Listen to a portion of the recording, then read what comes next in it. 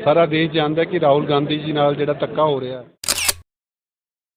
पंजाब कांग्रेस के प्रधान आशू जी एक्टिंग प्रधान तो सारे MLA साहबान एक्स MLA साहबान साढ़े कौंसल साहबान वार्ड प्रधान ब्लॉक प्रधान साढ़े वार्डा के इंचार्ज साहबान सारे मीटिंग पार्टिसिपेट किया और हज़ारों की गिनती साढ़े कार्यकर्ता शामिल होंगे ताकि जिहड़े मोदी का धक्का वा असीं लोकां तक लैके जा सकीए ते लोकां नूं ये दस सकीए कि ये जिहड़ी सरकार है तानाशाह सरकार है वो डेमोक्रेसी का कतल किया जा रहा है। लोकसभा के माध्यम से पूरे देश के सामने रखी। प्रधानमंत्री जी ने उसका जवाब देते वक्त एक भी उनके सवालों का उत्तर प्रधानमंत्री जी के पास नहीं था। लोगों को भंबल भूसा पिया खड़ा सारी दा लोगों को समझ नहीं आ रही कि हो की रहा है। निरंतर कदे कोई फोटो कदे किसी की कोई फोटो कदे किसी की कोई वीडियो कदे कदे कोई आ गया कदे कदे पढ़ लिया कदे कदे कोई छड़ता। सो मैं समझदा है कि मुकम्मल तौर पर ये स्क्रिप्टेड स्टोरी सरकारां दी है, ना केवल एक सरकार दी दोनों सरकारां दी है। तो उत्थे उहनूं फड़ लिया उत्थे उहनूं फड़िया एवें खलबली पंजाब दे विच इस तरह का माहौल बना दिता गया जिहदी कोई जरूरत नहीं सी। और आ रोज़ की लड़ाई कदे जथेदार साहब दे बारे कुछ कहता कदे फलां बारे कुछ लिखता ये जनता का जिहड़ा ध्यान है भटका रहे ने ते जान बुझ के सरकारां स्क्रिप्टेड स्टोरी सुना रही हैं। और मैं पहला तो अज तो 4-5 महीने पहला तो एक ही गल कह रहे हैं कि ये सारा कुछ एजेंसीज का काम है।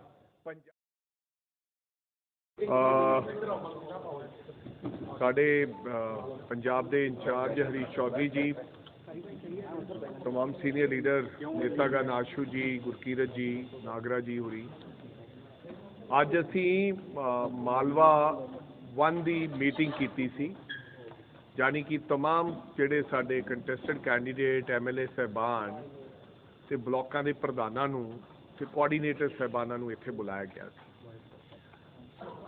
सो आने वाले समय च जिस प्रकार के हालात बना दिते गए ने देश भर के अंदर मैं समझदा कि लोकतंत्र नूं मुकम्मल तौर पर खतरे की गल लोग महसूस कर रहे हैं। और जिहड़ा भी इस देश का व्यक्ति है आम नागरिक है वो ये महसूस कर रहा है कि मेरे ते मेरी आवाज़ दबाउण दा काम कीता जा रहा है।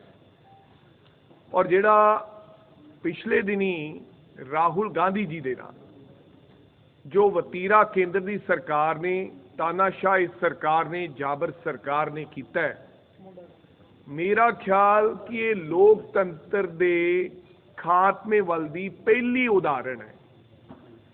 कदे नहीं इस प्रकार का रवैया आपदे विपक्षी दलों नाल किसी पार्टियां दा रहा।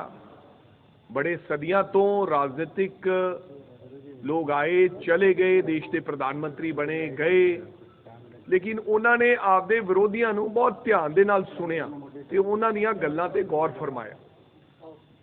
सो राहुल गांधी जी दे नाल ये राहुल गांधी जी की लड़ाई नहीं है ना ही राहुल गांधी जी दे नाल अन्याय है, देश के नाल अन्याय है। और ये तानाशाह सरकार ने स्नेहा देने का एक काम किया है कि असी कुछ भी कर सकते हैं। जो व्यक्ति इन्ना अपने आप को यह समझन लग पे कि असी कुछ भी कर सकते हैं असी रब तो भी तकड़े हैं तो मेरा ख्याल हर देश के व्यक्ति का यह फर्ज बनता है कि उठ के सानू लड़ाई लड़नी चाहिए क्योंकि सानू इस देश ने बहुत कुछ दिता है इस धरती ने बहुत कुछ दिता है। साडा भी इस देश के प्रति कोई ना कोई फर्ज बनता है।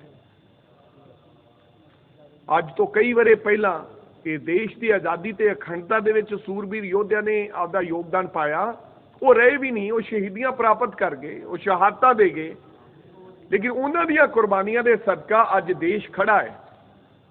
और असीं उन्हां दे पूरनियां ते चलदियां होइयां असी भी लोकतंत्र बचाओ दी संविधान बचाओ दी इस लड़ाई दे विच हर व्यक्ति आपकी आहूति और हिस्सा पाएगा। ना केवल कांग्रेस ही असी आम जनमस नूं भी सद्दा देंगे कि आके इस लोकतंत्र बचाओ दी इस लड़ाई दे विच आपदा योगदान पाओ।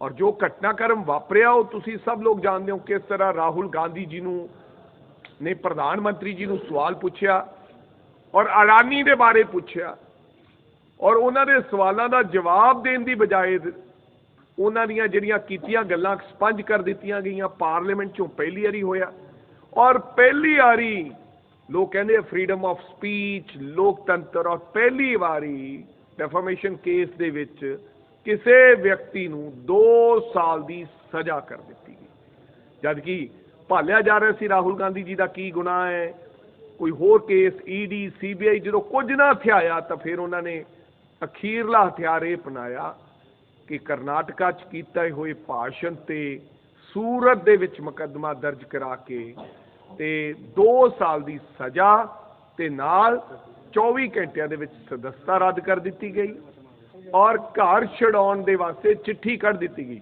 ਔਰ ਤੁਹਾਨੂੰ ਪਤਾ ਹੈ ਕਿ ਪੂਰੇ ਦੇਸ਼ ਭਰ ਦੇ ਲੋਕਾਂ ਨੇ ਰਾਹੁਲ ਗਾਂਧੀ ਨੂੰ ਕਿਹਾ ਹੈ ਕਿ ਬੇਸ਼ੱਕ ਤੁਹਾਡੇ ਕੋਲੇ ਘਰ ਨਹੀਂ ਹੈ, ਰਾਹੁਲ ਜੀ ਸਾਡੇ ਘਰ ਤੁਹਾਡੇ ਵਾਸਤੇ ਖੁੱਲੇ ਨੇ।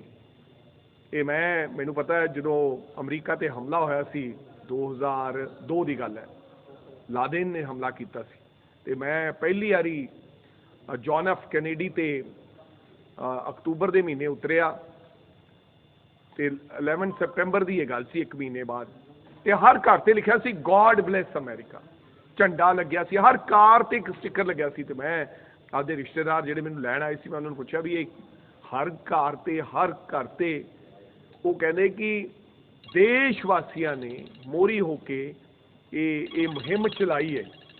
ਸੋ ਕਹਿਣ ਦਾ ਮਤਲਬ ਉਸੇ ਤਰ੍ਹਾਂ ਦਾ ਇੱਕ ਮਾਹੌਲ ਕਿ ਲੋਕਾਂ ਨੇ ਕਿਹਾ ਕਿ ਅਗਰ ਇੱਕ ਘਰ ਤੁਹਾਡੇ ਤੋਂ ਛੁਡਾਉਣ ਦੀ ਕੋਸ਼ਿਸ਼ ਕਰ ਰਹੇ ਆ ਤੇ ਸਾਡੇ ਸਾਰਿਆਂ ਦੇ ਘਰ ਦੇਸ਼ ਵਾਸੀਆਂ ਦੇ ਰਾਹੁਲ ਗਾਂਧੀ ਵਾਸਤੇ ਖੁੱਲੇ ਹੈ, ਕਿਉਂਕਿ ਕਿਸੇ ਵਿਅਕਤੀ ਦਾ ਨਿਰਾਦਰ ਕਰਨਾ, ਕਿਸੇ ਦੀ ਆਵਾਜ਼ ਦਬਾਉਣਾ, ਉਹ ਰਾਹੁਲ ਗਾਂਧੀ ਜਿਹੜਾ ਲੋਕਾਂ ਦੀ ਆਵਾਜ਼ ਬੁਲੰਦ ਕਰਦਾ। ਸੋ ਇਸ ਕਰਕੇ AICC ਦੁਆਰਾ ਇੰਚਾਰਜ ਸਾਹਿਬ ਦੁਆਰਾ ਦਿੱਤੇ ਕਿ ਕਾਰਜਕ੍ਰਮ ਆਉਣ ਵਾਲੇ ਸਮੇਂ ਦੇ ਅੰਦਰ ਅਸੀਂ ਜਿਹੜੀਆਂ 31 ਤਰੀਕ ਨੂੰ ਹੋਣ ਵਾਲੀਆਂ ਜਿਹੜੀਆਂ ਪ੍ਰੈਸ ਕਾਨਫਰੰਸਿਸ ਸਾਡੀਆਂ ਪੂਰੇ ਪੰਜਾਬ ਭਰ ਦੇ ਵਿੱਚ ਇਹਦੇ ਤੇ ਵਿਸਤਾਰਪੂਰਵਕ ਚਰਚਾ ਹੋਏਗੀ, ਕੀ ਹੋਇਆ, ਕਿੱਦਾਂ ਹੋਇਆ, ਕਿਹੜੀ ਤਰੀਕ ਨੂੰ ਕੀ ਘਟਨਾ ਵਾਪਰੀ, ਉਹ तमाम ਲੀਡਰ ਸਾਹਿਬਾਨ ਦੇਣਗੇ। ਉਸ ਤੋਂ ਬਾਅਦ ਅਗਲੇ ਦਿਨ 1 ਤੇ 2 ਅਪ੍ਰੈਲ ਨੂੰ ਪੂਰੇ ਪੰਜਾਬ ਭਰ ਦੇ ਵਿੱਚ ਬਲਾਕਾਂ ਤੇ ਜਾ ਕੇ ਇਹਦੇ ਬਾਰੇ ਪ੍ਰੈਸ ਕਾਨਫਰੰਸ ਦੇ ਮਾਧਿਅਮ ਦੇ ਨਾਲ ਅਸੀਂ ਪੰਜਾਬ ਦੇ ਲੋਕਾਂ ਨੂੰ, ਦੇਸ਼ ਦੇ ਲੋਕਾਂ ਨੂੰ ਜਾਣਕਾਰੀ ਦੇਵਾਂਗੇ ਕਿ ਕੀ ਹੋਇਆ, ਕਿਵੇਂ ਹੋਇਆ। ਔਰ ਇਹਦੇ ਨਾਲ ਅਸੀਂ 1 ਤਰੀਕ ਤੋਂ ਲੈ ਕੇ 8 ਅਪ੍ਰੈਲ ਦੇ ਵਿੱਚ ਪੰਜਾਬ ਦੇ ਹਰੇਕ ਪਿੰਡ ਤੇ ਹਰੇਕ ਕਸਬੇ 'ਚ ਵਾਰਡ ਦੇ ਵਿੱਚ ਜਾ ਕੇ ਲੋਕਾਂ ਦੇ ਨੂੰ ਮਿਲ ਕੇ ਲੋਕਾਂ ਦੇ ਸਨਮੁਖ ਇਹ ਗੱਲ ਰੱਖਾਂਗੇ ਤਾਂ ਜੋ ਦੇਸ਼ ਦੇ ਲੋਕਾਂ ਨੂੰ ਇਸ ਗੱਲ ਦਾ ਪਤਾ ਲੱਗੇ ਕਿ ਕਿਸ ਤਰ੍ਹਾਂ ਇਸ ਦੇਸ਼ ਨੂੰ ਖਤਮ ਕਰਨ ਦੀ ਕੋਸ਼ਿਸ਼ ਕੀਤੀ ਜਾ ਰਹੀ ਹੈ, ਕਿਸ ਤਰ੍ਹਾਂ ਇਸ ਦੇਸ਼ ਦੇ ਸੰਵਿਧਾਨ ਨੂੰ ਤੈਸ਼-ਨੈਸ਼ ਕਰਨ ਦੀ ਕੋਸ਼ਿਸ਼ ਕੀਤੀ ਜਾ ਰਹੀ ਹੈ, ਲੋਕਤੰਤਰ ਨੂੰ ਖਤਮ ਕਰਨ ਦੀਆਂ ਜਿਹੜੀਆਂ ਸਕੀਮਾਂ ਬਣਾਈਆਂ ਜਾ ਰਹੀਆਂ। ਇਹ ਅੱਜ ਦੀ ਇੱਥੇ ਸਾਡੀ ਮੀਟਿੰਗ ਸੀ ਜਿਹਦੇ ਵਿੱਚ तमाम ਲੋਕ ਆਏ ਸੀ ਤੇ ਉਹ ਚਰਚਾ ਰਹੀ ਹੈ।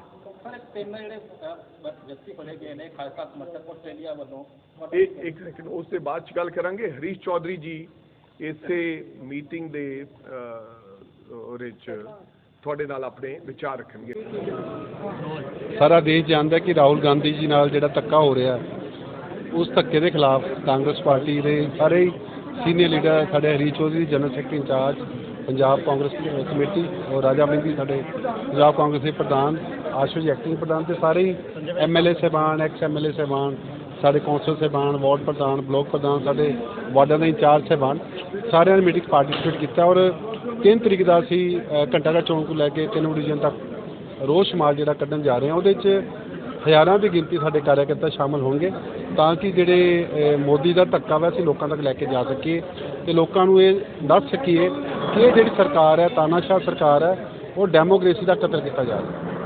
ਜੇ ਕਿਤੇ ਨਾ ਕਿਤੇ ਰਾਹੁਲ ਗਾਂਧੀ ਦੇ ਬਿਆਨ ਦੇ ਕਾਰਨ ਕਿਹਾ ਗਿਆ ਕਿ ਉਹਨਾਂ ਤੇ ਸਜ਼ਾ ਹੋਈ ਹੈ, ਪਰ ਲੱਗਦਾ ਨਹੀਂ ਕਿ ਡੈਮੋਕ੍ਰੇਸੀ ਕਿੱਦਾਂ ਮਾਰੀ ਜਾ ਰਹੀ। ਹੋਰ ਕਈ ਲੀਡਰਾਂ ਨੇ ਵੀ ਇੱਦਾਂ ਦੇ ਬਿਆਨ ਦਿੱਤੇ ਆ। ਦੇਖੋ ਪ੍ਰਿੰਕਾ ਜੀ ਦੀ ਇੱਕ ਵੀਡੀਓ ਜਿਹੜੀ ਹੈ ਸਾਰੇ ਸੁਣ ਰਹੇ ਹੈ ਜਿਹਦੇ 'ਚ ਉਹਨਾਂ ਨੇ ਕਿਹਾ ਕਿ ਰਾਹੁਲ ਜੀ ਬਾਰੇ, ਸੋਨੀਆ ਜੀ ਬਾਰੇ ਔਰ ਉਹਨਾਂ ਦੇ ਪਰਿਵਾਰ ਬਾਰੇ ਬਹੁਤ ਮਾੜੇ ਸ਼ਬਦ ਵਰਤੇ ਜਾਂਦੇ ਆ ਔਰ ਉਹ ਇਹੋ ਜਿਹੇ ਸ਼ਬਦ ਹੈ ਸ਼ਾਇਦ ਕੋਈ ਵੀ ਬੇਟਾ, ਕੋਈ ਭਰਾ ਇਹ ਸੁਣ ਨਹੀਂ ਸਕਦਾ लेकिन वो सुन रहे हैं। बट जे राहुल जी ने कोई गल करती तो जी इस जे अगर जुर्म ही गिनते हैं तो मैक्सिमम सज़ा जी है 2 साल है। तो उन्होंने ये नहीं किया भी इनू 2 महीने खत्म कर दिए 3 महीने खत्म कर दिए, पूरी 2 साल दे दी। और इन्नी स्पीड तेज़ है 24 घंटिया च मैंबरशिप कैंसल करती और 24 घंटिया तो बाद उन्होंने घर खाली करने का भी आदेश जारी करता। एडी काली है। सिर्फ तो सिर्फ अडानी वाले मुद्दे ते बोले क्यों, ये कसूर है राहुल जी का। ਹੁਣ ਇੱਕ ਨਵਾਂ ਮੁੱਦਾ ਛਿੜ ਗਿਆ ਮਹਾਰਾਸ਼ਟਰ ਦੇ ਵਿੱਚ ਸਵਾਰਕਰ ਵਾਲੇ ਬਿਆਨ ਨੂੰ ਵੀ ਲੈ ਕੇ ਕਿਤੇ ਨਾ ਕਿਤੇ ਸਿਆਸਤ ਛਿੜਦੀ ਨਜ਼ਰ ਆ ਰਹੀ ਹੈ। ਉਹਨੂੰ ਕਿਵੇਂ ਦੇਖਦੇ ਹੋ ਰਾਹੁਲ ਜੀ ਦਾ ਨਵੇਂ ਬਿਆਨ ਤੇ? देखो ਜਿਹੜੀ बीजेपी है ਉਹਨਾਂ ਕੋਲ ਪੈਸੇ ਦੀ ਬੜੀ ਵੱਡੀ ਤਾਕਤ ਹੈ। ਅਡਾਨੀ ਵਰਗੇ ਬੜੇ ਲੋਕ ਨੇ ਜਿਹੜੀ ਉਹਨਾਂ ਦੀ ਸਪੋਰਟ ਕਰਦੇ ਆ ਔਰ ਕਿਸੇ ਤਰੀਕੇ ਉਹ ਮੀਡੀਆ ਮੈਨੇਜ ਕਰ ਜਾਂਦੇ। ਸੋ ਇਹੋ ਜਿਹਾ ਹੈ ਕੁਛ ਨਹੀਂ ਜ਼ਮੀਨੀ ਲੈਵਲ ਤੇ, ਲੇਕਿਨ ਮੀਡੀਆ ਦੇ ਥਰੂ ਚੈਨਲਾਂ ਦੇ ਥਰੂ ਇਹ ਚੀਜ਼ਾਂ ਚਲਾ ਕੇ ਲੋਕਾਂ ਨੂੰ ਗੁੰਮਰਾਹ ਕਰਦੇ ਆ। ਲੇਕਿਨ ਇਸ ਵਾਰ ਲੋਕ ਜਿਹੜੇ ਹੈ ਮਹਿੰਗਾਈ ਦੇ ਖਿਲਾਫ 2024 ਜਿਹੜੀਆਂ ਪਾਰਲੀਮੈਂਟ ਚੋਣਾਂ ਮਹਿੰਗਾਈ ਦੇ ਖਿਲਾਫ ਉਹ ਜਿਹੜਾ ਦੇਸ਼ ਨੂੰ ਵੰਡਿਆ ਜਾ ਰਿਹਾ ਧਰਮ ਦੇ ਨਾਂ ਤੇ ਜਾਤੀ ਦੇ ਨਾਂ ਤੇ ਉਹਦੇ ਖਿਲਾਫ ਵੋਟ ਕਰਨਗੇ। और Rahul ji must be the prime minister of India in future in 2024। बाकी संस्थाओं के बारे में चिंता जाहिर कर रहे थे। पिछले दिनों भारत जोड़ो यात्रा में इन्हीं विषयों को लेकर देश के लोगों के बीच में गई और इन कारणों से देश की क्या स्थिति हो रही है वो चिंता जाहिर की। इन बातों का जवाब केंद्र की सरकार के पास नहीं है, भारतीय जनता पार्टी के पास नहीं है। लोकसभा में राष्ट्रपति के अभिभाषण का पर चर्चा के वक्त राहुल गांधी जी ने ये बातें लोकसभा के माध्यम से पूरे देश के सामने रखी। प्रधानमंत्री जी ने उसका जवाब देते वक्त एक भी उनके सवालों का उत्तर प्रधानमंत्री जी के पास नहीं था, इसलिए वो इधर उधर दूसरी बातें उन्होंने करी। और उसी के कारण जब देश की संस्थाओं ने जो उनको काम करना था वो नहीं किया, देश की संस्थाओं को जो दूसरों के लिए मदद करने के लिए जो उनके पास ताकत और पैसा था उसका दुरुपयोग कर अडानी की मदद करी। अडानी इकलौता केस नहीं है। जब ये संस्थाएं कमजोर और खत्म हुई तो इस देश के अंदर आने वाले समय में ऐसे कई और केसेस मिलेंगे। सिर्फ SBI, LIC और 27 करोड़ प्रोविडेंट फंड के लोगों का पैसों का दुरुपयोग नहीं हुआ, देश के हर नागरिक के पैसे का दुरुपयोग पिछले 8-9 वर्षों में हो रहा है और कहीं भी ये सच्चाई नहीं आई, इसलिए इन संस्थाओं का दुरुपयोग हो रहा है। ये पृष्ठभूमि थी और जो साधारण से सवाल राहुल गांधी जी ने किए उन सवालों का जवाब नहीं। आज दुनिया के अंदर ये कि उदाहरण बना हुआ है कि श्रीलंका की जैसी स्थिति नहीं हुई, पर आज भी श्रीलंका के अंदर संसद ने वह अपने कमेटी के अंदर इस बात को रखा कि जो अडानी को कॉन्ट्रैक्ट दिया गया है वो भारत सरकार के दबाव के कारण दिया गया, पर हमारे देश में उसके कहीं भी चर्चा नहीं हुई क्योंकि हर माध्यम को शांत और चुप करा दिया गया। प्रेस के 90% से ज्यादा पत्रकार इस बात को लेकर चिंतित हैं कि जो बात हम लोग अपने खुद के अखबार में, टीवी पर भेजते हैं वो बात हमारे मालिकों के दबाव के कारण आगे नहीं छप रही है। निजी तौर पर जब किसी से उन लोगों से बात करते हैं तो वो बहुत चिंतित नजर आ रहे हैं क्योंकि उन लोगों को पता है कि आज देश में क्या हालात बने। आने वाले समय के अंदर हम लोगों के बीच में जाएंगे और राहुल गांधी की लड़ाई नहीं, ये कांग्रेस की लड़ाई नहीं, ये लड़ाई देश की लड़ाई। हर किसी को जो देश के बारे में चिंतित है, देश के बारे में सहयोग करना चाहता है, आपके माध्यम से अपील है कि इस लड़ाई के अंदर शामिल हो, इस देश को बचाए, लोकतंत्र को बचाए। सिर्फ नारा नहीं है संविधान को बचाइए, नारा नहीं है, क्योंकि बात को किस और तरह से कैसे ले जाया जा सकता है, उसके क्या प्रयास है, उसका न्यूनतम स्तर हम लोग देख चुके हैं। उस पूरे भाषण के अंदर आप लोग खुद सुनोगे तो सिर्फ सवाल किए राहुल गांधी जी ने। नीरव मोदी और ललित मोदी के संदर्भ में ये बात करी कि इस तरह के आने वाले समय में और तो कोई मोदी नहीं निकलेगा, सिर्फ ये बात करी। और फिर भारतीय जनता पार्टी पूरे देश में क्या कैंपेन चला रही है, ओबीसी का अपमान। क्या नीरव मोदी जो धन लेकर गया वो ओबीसी का धन का उपयोग था? ललित मोदी जो धन लेकर गया वो किसी तरह से बात को भावनात्मक तौर पर कैसे बिना आधार पर डाइवर्ट करना। सड़क पर राहुल गांधी जी संघर्ष कर रहे हैं, उनकी आवाज कैसे चुप करी जाए? जम्मू कश्मीर के अंदर किसी अपने अनुभव को देश में साझा कर रहे हैं तो उनसे पूछा जा रहा है। कोई भी निष्पक्ष तौर के ऊपर समाज का अध्ययन करेगा तो उसको खुद को स्थिति पता चल जाएगी कि हमारे समाज में कितनी महिला अपनी पीड़ा को अपने तक रख रही है। ये देश को नहीं पता, हमें नहीं पता, पर जम्मू कश्मीर की जगह उनके वहां दिल्ली में केस रजिस्टर कर और पुलिस को भेजना। ब्रिटेन के अंदर जो बात उन्होंने कही नहीं, उस बात को तोड़ मरोड़ कर लोगों के बीच में कहना, और संसद खुद सत्ताधीश पार्टी रुकवारी है। ये हमारा नियम, हमारी परंपरा रही है। जिस हाउस का वो सदस्य नहीं रहे उसके बारे में कभी भी उसका नाम भी नहीं लिया जाता। चर्चा तो आगे की बात है, तो नियम परंपरा तो सबको नजरअंदाज करते हुए राज्यसभा के अंदर राहुल गांधी जी सदस्य ही नहीं थे। और ये पहली दफे नहीं हुआ। किसानों के संदर्भ के अंदर जब बिल पास किया गया उस दिन राज्यसभा में क्या हुआ वो सब हम लोग जानते हैं। उसके बारे में हम चर्चा नहीं कर रहे हैं, मौन रह रहे हैं। उसके कारण स्थिति बद से बदतर हो रही। आज हम लोग बात कर रहे हैं देश में लोकतंत्र है या नहीं है। अगर निष्पक्ष तौर के ऊपर हम लोग आकलन करेंगे तो हमें जवाब मिल जाएगा। इलेक्शन कमीशन द्वारा राज्यसभा का 2 पोस्ट खाली होना और दोनों के लिए अलग अलग चुनाव कराना, उस दिन ही देश के अंदर जो निष्पक्ष लोग थे उनको पता चल गया कि इलेक्शन कमीशन नियम और कानून से नहीं चल रही है, किस दबाव में चल रही है। उत्तर क्या हम लोगों को मिला है? क्या हम लोग खोज रहे हैं? तो मेरा आपके माध्यम से पंजाब के तमाम लोगों से, सिर्फ कांग्रेस पार्टी की लड़ाई नहीं है, राहुल गांधी जी की लड़ाई नहीं, ये देश की लड़ाई है। सिद्धांतिक तौर पर हम लोगों के किसी से मतभेद हो सकते हैं, चाहे कोई भी राजनीतिक दल का सदस्य हो। आज मिलकर हम लोग इस लड़ाई में शामिल हो। सिर्फ राजनीतिक व्यक्तित्व तक यह लड़ाई सीमित नहीं रहनी चाहिए।